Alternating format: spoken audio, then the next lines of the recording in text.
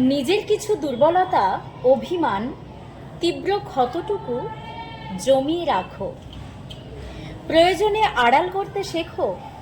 তোমার 100% কেউ জেনে গেলে সেই আঘাত করবে সব থেকে বেশি।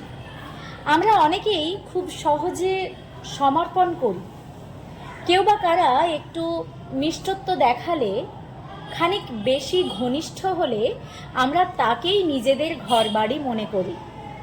বুকে জড়িয়ে একরকম জাপটে ধরি ঘন ঘন।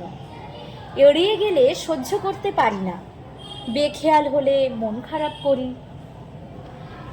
জীবনের কিছু অন্ধকারে আলো পৌঁছায় না কোনো দিনই।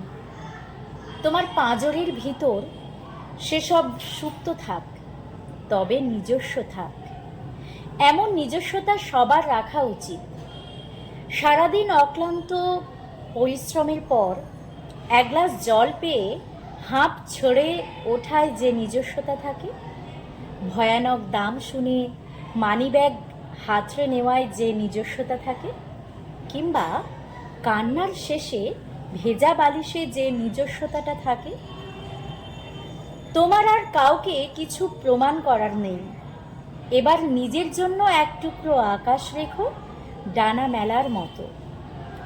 এক জমি মাটি রেখো, আছড়ে পড়ার মতো।